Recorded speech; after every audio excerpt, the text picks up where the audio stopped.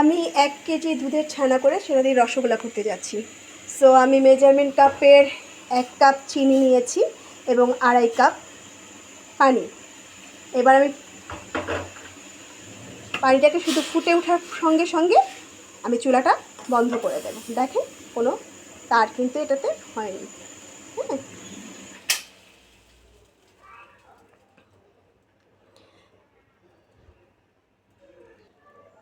এবার গরম শিরাটা আমি একটা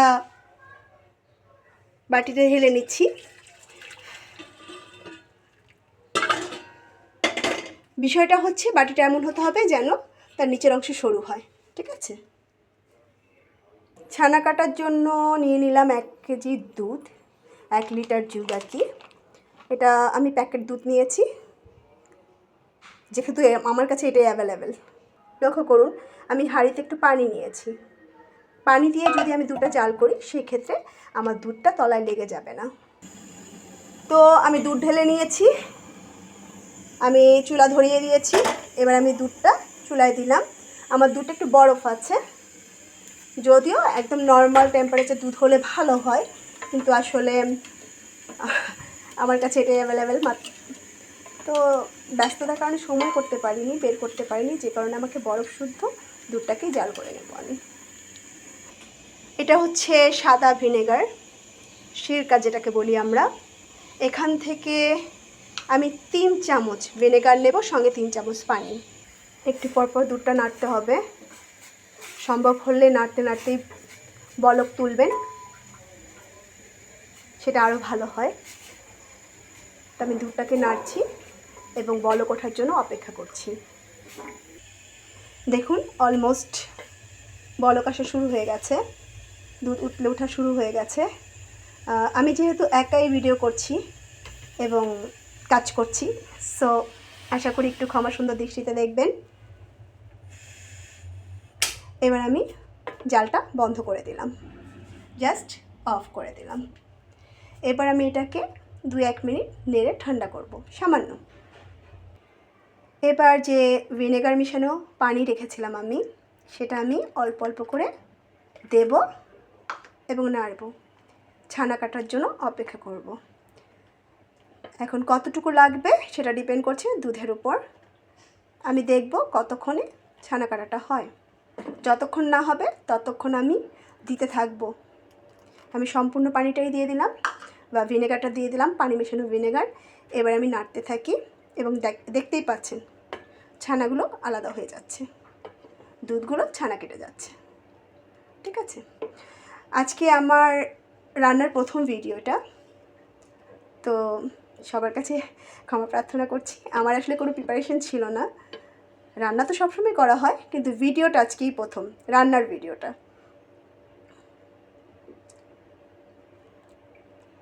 আমি ঠিক ততক্ষণ পর্যন্ত ওয়েট করব যতক্ষণ পর্যন্ত সবুজ পানিটা চলে না আসে। দেখুন ছানা থেকে পানি চলে এসছে, এটা সবুজ রঙের একটা পানি হয়ে গেছে। আমার ছানাটা সম্পূর্ণই কেটে গেছে এবং আলাদা হয়ে গেছে। এবার আমি এটাকে ছাঁকনি দিয়ে ছাঁকবো। এখন আপনারা সুতি কাপড় দিয়ে ছাঁকতে পারেন, চালির মধ্যে নিয়ে, চালনির মধ্যে নিয়ে, যে যাই বলেন না কেন। আমি এটাকে ছাঁকবো একটা ব্যাগের দিয়ে। এটা আসলে ছানা ছাকারি ব্যাগ, এটা দিয়ে সচরাচর আমি সবসময় ছানা কাটি, ছানা ছাকি এবং মিষ্টি বানাই। আমি ছানাগুলো তুলে জাস্ট ব্যাগের মধ্যে ঢেলে দেব, ঠিক এইভাবে তুলে নেব এবং এই ব্যাগটার মধ্যে ঢেলে দেব। আমি এই কাজটাই করব এবং ছানাগুলোকে সম্পূর্ণ ঢেলে নেব। তো আমার ছানা অলমোস্ট সব ঢালা হয়ে গেছে। এবার আমি ছানাগুলো একটু ধুয়ে নেব। যেহেতু আমি ভিনেগার দিয়ে কেটেছি, তো ভিনেগারের ফ্লেভারটা যেন ছানায় না থাকে, এই জন্য আমি খুব ভালো করে 2-3 বার খুব ভালো করে এটাকে ধুয়ে নেব। এই ব্যাগটার একটু সুবিধা হচ্ছে আমি যেভাবে খুশি ছানাগুলোকে ধুতে পারি, ব্যাগের বাইরেগুলো বের হয় না। এটা আমরা অনলাইনে কেনা, খুব সুবিধে হয় আর কি। এই যে এবার আমি জাস্ট ব্যাগের দুটো হ্যান্ডেল ধরে এটা আমার কলের সঙ্গে আমি এভাবে ঝুলিয়ে দেব। আমি এটা ঝুলিয়ে দিয়েছি, যেহেতু আমার কাছে সময় কম, আমি অত সময় ধরে আসলে অপেক্ষা করতে পারবো না যে পানি ঝরবে। এটাতে আপনি 1 ঘন্টা রেখে দিলে ভালো হয়, 1 ঘন্টা, 1.5 ঘন্টা, আধা ঘন্টা, ঠিক আছে, কমপক্ষে 20 মিনিট। বাট আমি চেপে চেপে পানিটা বের করে নেব।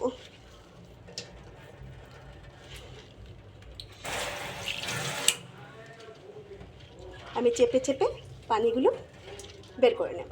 দেখতেই পাচ্ছেন, যখন আমি দেখব পানিটা মোটামুটি, দেখেন এখনও পানি বের হচ্ছে, যতক্ষণ বের হবে আমি পানিটা বের করে নেব। তবে কখন একদম ড্রাই করা যাবে না, সামান্য পানি থাকবে, সামান্য পানি থাকবে, নয়তো মিষ্টিগুলো ভালো হবে না।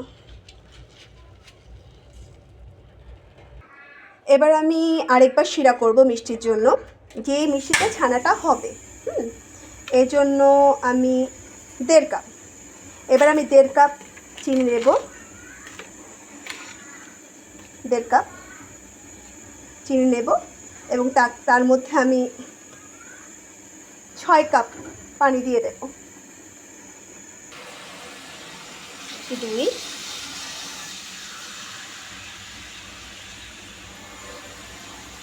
3,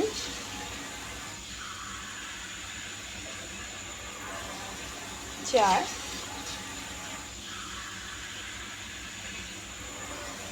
5,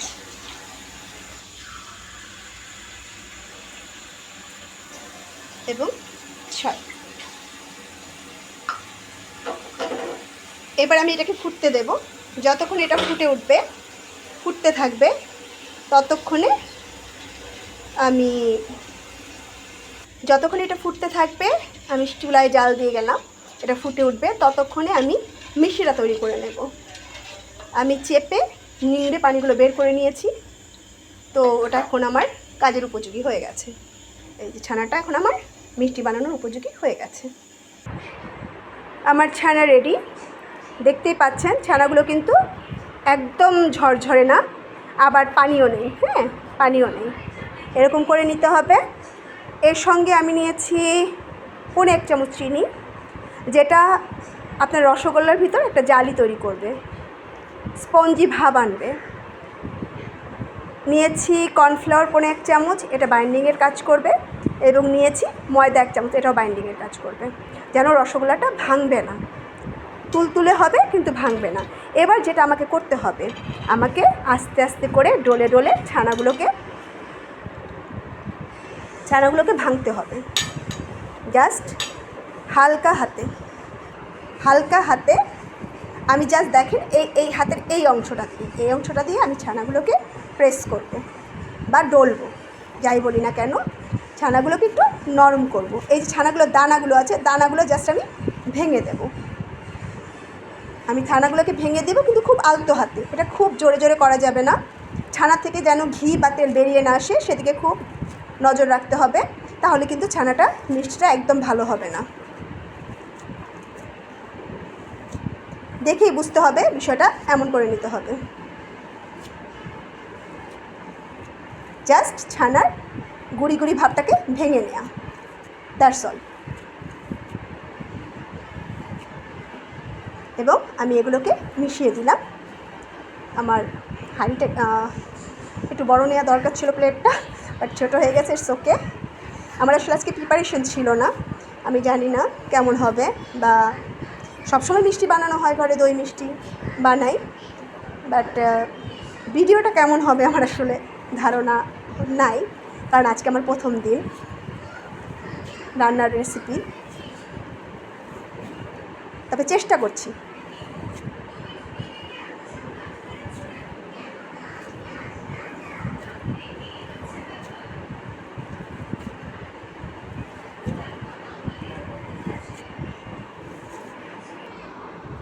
বুঝতেই পারছেন আমি কিছুক্ষণ ডলেছি, এইভাবে ডলে এটাকে সরাতে হবে।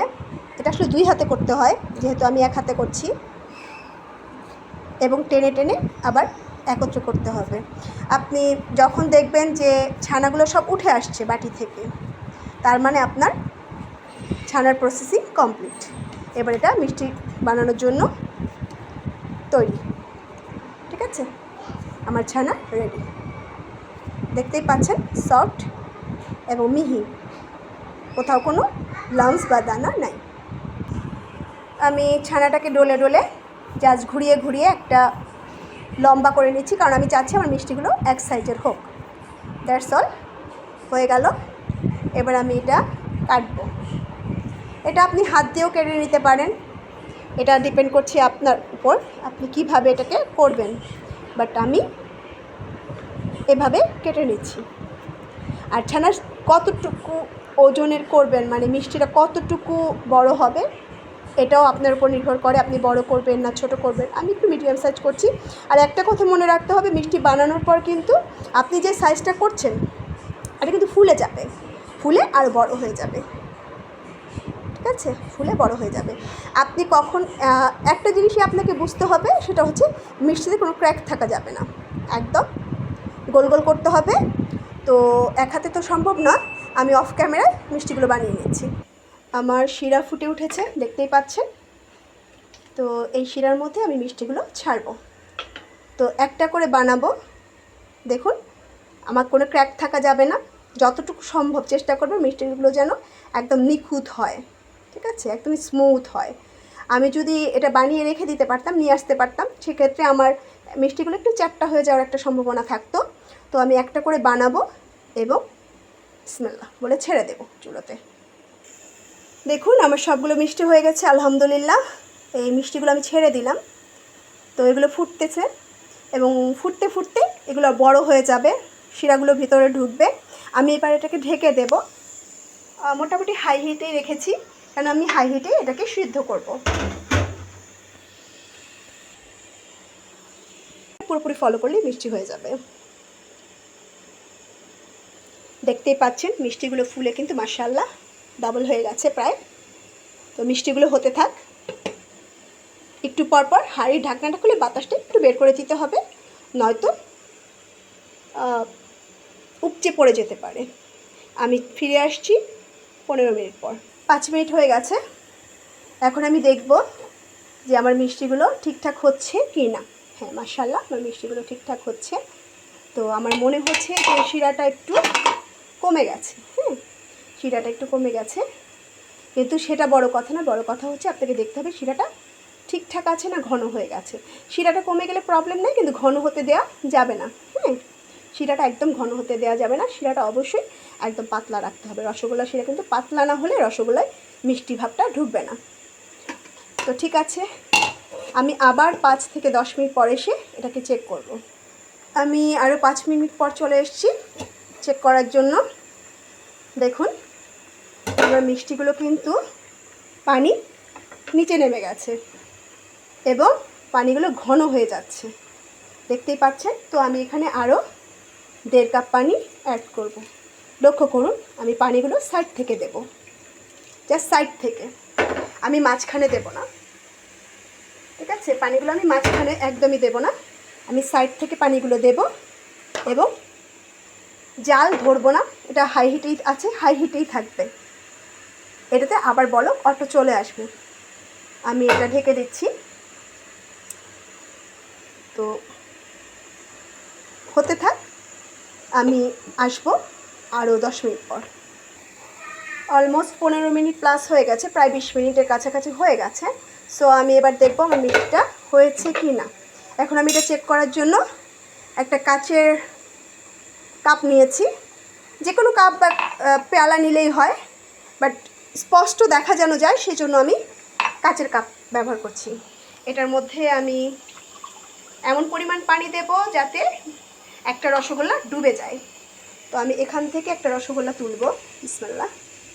ঠিক আছে, দেখতেই পাচ্ছেন মাশাআল্লাহ রসগোল্লাটা সেরকম হয়েছে। তো আমি এটার মধ্যে ছেড়ে দিচ্ছি।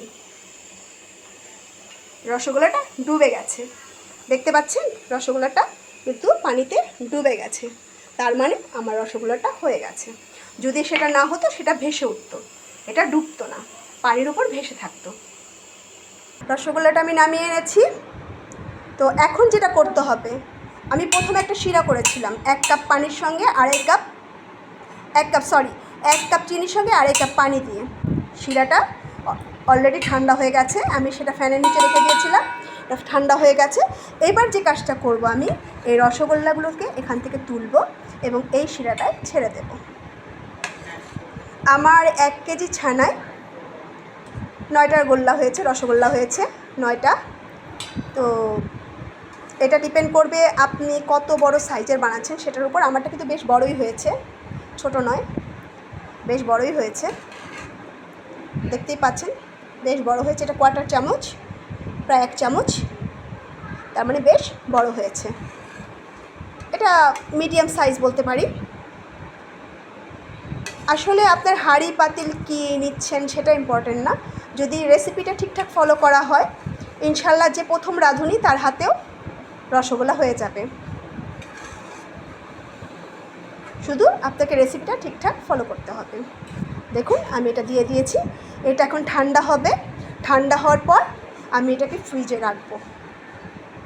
এটা আপনি অনেকে গরম রসগোল্লা খেতে পছন্দ করে, সেক্ষেত্রে খেতে পারে, কিন্তু এটা ঠান্ডা হলে বেশি ভালো লাগে।